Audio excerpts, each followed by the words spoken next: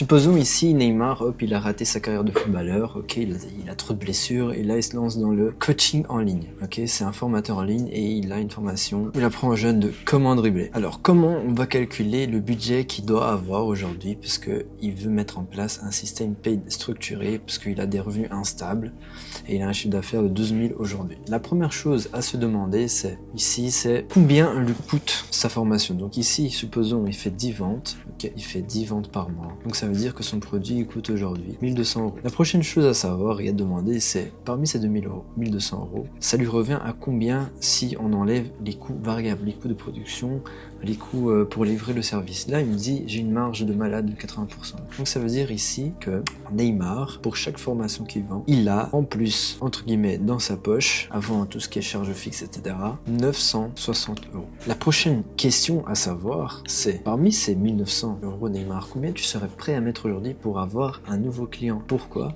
Comme ça, on sait son CAC. Donc il me dit, Marcelo, voilà, moi j'ai envie de mettre le maximum 400 euros par client. Tout ça en ayant en tête et le reste pour vivre. Parmi ces 400 euros là, on sait qu'il est prêt à acquérir un nouveau client pour 400 euros. Sachant que où il veut passer à 25 000 de façon prévisible, aujourd'hui il fait 12 000, donc avec son offre à 1200 euros, il doit faire combien? On va arrondir ici pour avoir 24 000, il doit vendre 20 formations. Okay. Pour avoir les 24 000, donc doubler le CA. Sachant qu'il fait déjà 10 ventes de façon organique, il lui faut 10 ventes supplémentaires par mois avec le paid. Sachant qu'il est prêt à payer maximum 400 euros pour une nouvelle vente, on a ici un budget de 4 000 euros. Ça, c'est le budget qu'il devra mettre par mois pour avoir ces 10 ventes en plus, de façon maximale, hein, tout ça en étant rentable. Maintenant, il me dit que son processus commercial, il a un processus commercial qui est en place, donc les gens arrivent sur son Instagram, il leur envoie une petite DM et puis il book un call. Okay. Ici, le but c'est de créer une campagne qui va lui amener un max de calls bookés. Donc, qu'est-ce qu'on doit avoir en tête ici? C'est que il a un taux de conversion, il m'a dit, de 25%.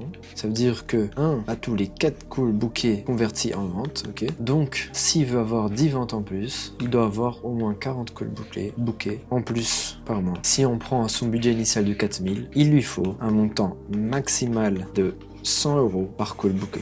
En ayant ça, il sait que s'il commence à investir aujourd'hui en ads pour doubler son chiffre d'affaires, de passer de 12 000 euros à 24 000 euros, il doit investir 4 000 euros, tout ça en visant un coût maximal de 400 euros par client, en ayant 40 calls bookés en plus par mois. Tout ça de façon maximale. Bien évidemment, dans la réalité, s'il a un bon stratégiste derrière en acquisition, il aura des coûts moindres et il aura plus de clients avec moins de budget. Si tu veux que je calcule